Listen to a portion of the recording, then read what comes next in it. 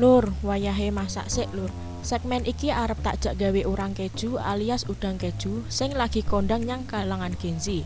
Panganan kekinian saiki sing enak banget lho. Ae simak bahan-bahane ya lur. Minyak wijen 2 sendok mangan, saori saus tiram 2 sendok mangan, kecap asin 2 sendok mangan, tepung tapioka 2 sendok mangan, tepung roti sakcukupe wae.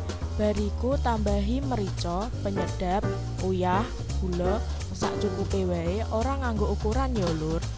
Ojo sampe lali bahan utamane ya iku urang sing wis dionceki, bariku ayam setengah kilo ae, bawang putih, brambang, endhog 2 iji ae, isiane ya iku keju sakcukupe.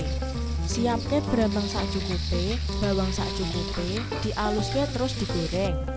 Yen uwis, campurke minyak wijen 2 sendok mangan, saus tiram 2 sendok mangan, kecap asin 2 sendok mangan, merica, uyah, gula penyedap di blender. Yen uwis, nembe campurke urang sing wis diilangi kulite lan daging ayame di blender bareng ya lur. Dadine supaya ana rasane. Yen wis alus, campurke tepung kanji 12 sendok, diuleni nganti kecampur rata ya lur. Ojo lali dikoreksi rasa meneh, bisa ditambahi gula, uyah, yen wis cukup rasane. Langsung diglindingi bentuk lonjong. Ojo lali tengahe diisi keju sing bisa lumer yen digoreng. Diglindingi nganti entek ya lur.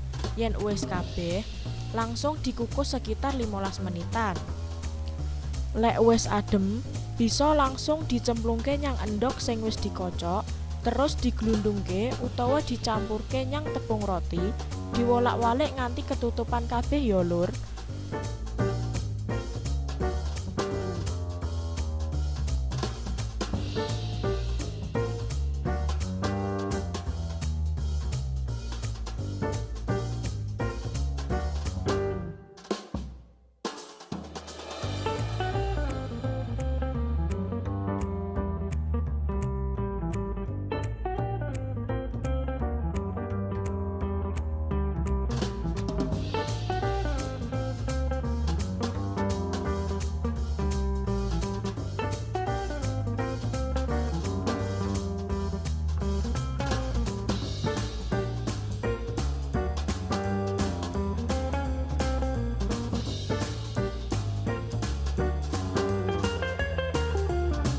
Yen uwis langsung digoreng nganti warnane kuning keemasan.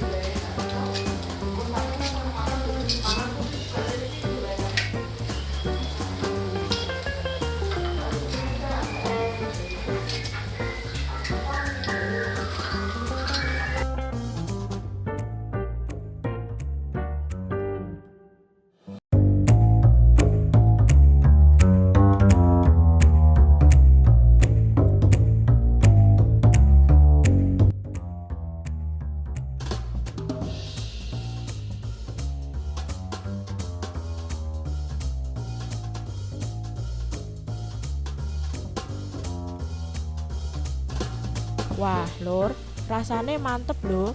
Perpaduan urang lan daging ayam cocok kanggo ide dodolan ning ngarep omah utawa cemilan ya lur. Gawene gampang banget to, Lur. Muga-muga video iki migunani ya, Lur.